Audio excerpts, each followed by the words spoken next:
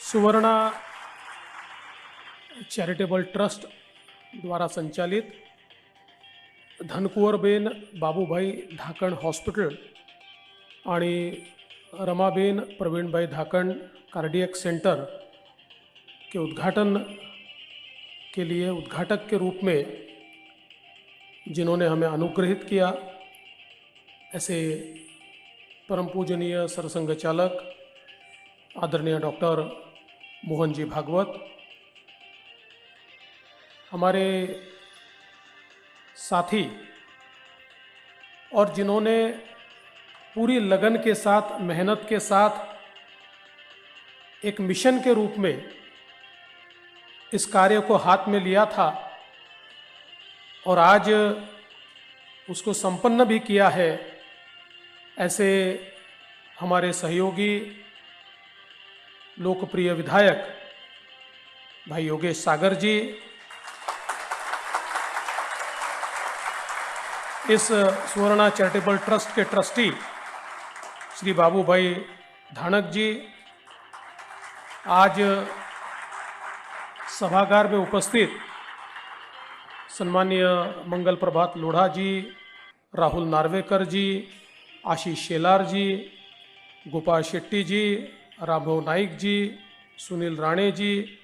मनीषाताई चौधरी, सभी यहाँ पर उपस्थित दानदाता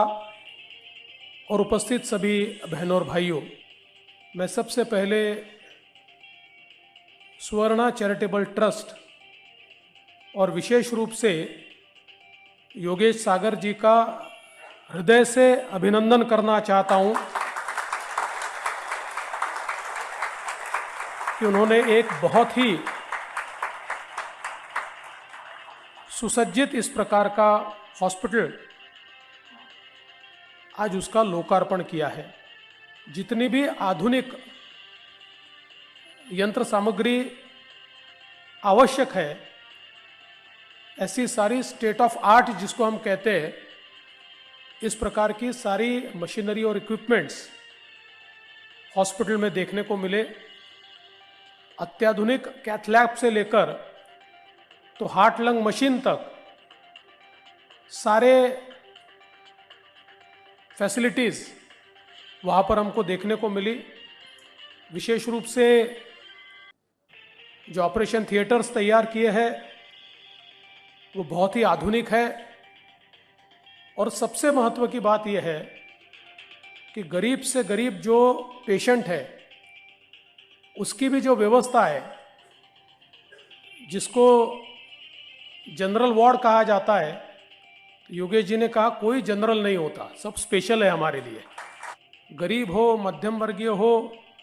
या अमीर हो, सभी को एक जैसी ट्रीटमेंट वहाँ पर मिलेगी, ये व्यवस्था योगेश भाई ने की है।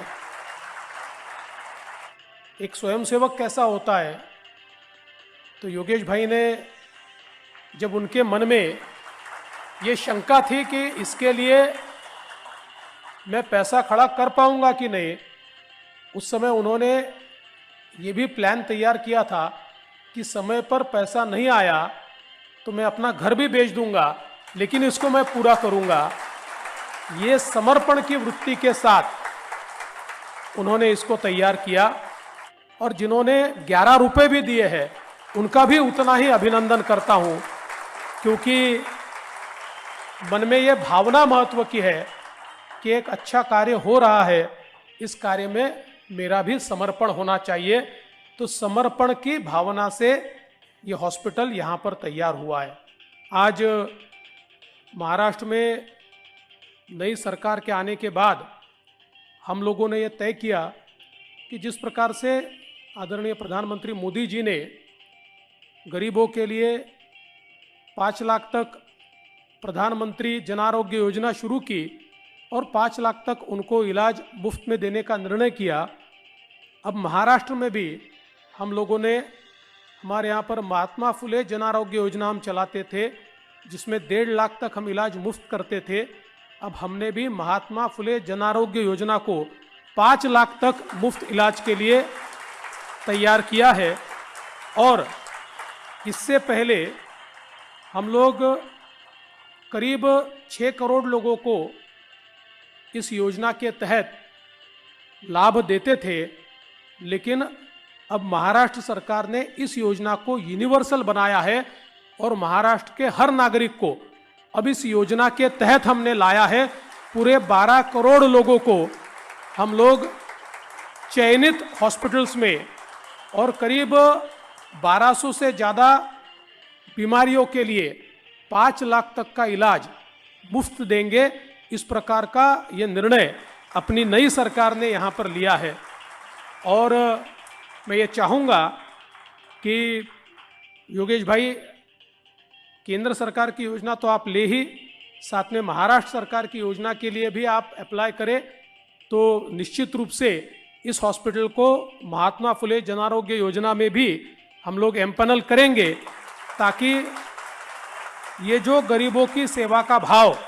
इस चैरिटेबल हॉस्पिटल के माध्यम से आपने शुरू किया है, उस भाव में सरकार की भी मदद आपको निश्चित रूप से मिलेगी और इस भाव को हम लोग आगे ले जाएंगे। इसलिए मैं योगेश भाई आपको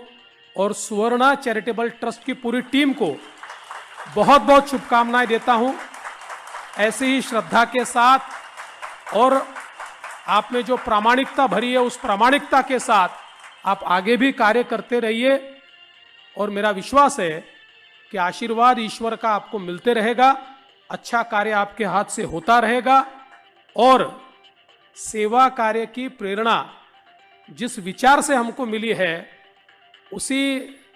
विचार के हमारे प्रमुख परम पूजनीय मोहन जी ये उद्घाटन के लिए आए हैं।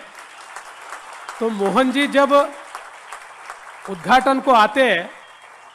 तो ये हमारे लिए गौरव की बात तो है ही, लेकिन मैं ऐसा मानता हूँ हमारे लिए जिम्मेवारी की भी बात है, क्योंकि उनके हाथों से जिस कार्य का उद्घाटन हुआ है उसमें श्रद्धा का भाव और सेवा का भाव कभी भी कम न हो, ये भी हम लोगों को जिम्मेवारी के साथ देखना होगा और वो आप करेंगे, ये विश्वास मैं व्यक्त करता हूँ। फिर एक बार आपका अभिनंदन करता हूँ, पूरी टीम का अभिनंदन करता हूँ और इस अच्छे कार्य में आपने मुझे बुलाया, इसलिए आपका आभार व्यक्त करते हुए अपने शब्दों को विराम देता हूँ। जय हिंद।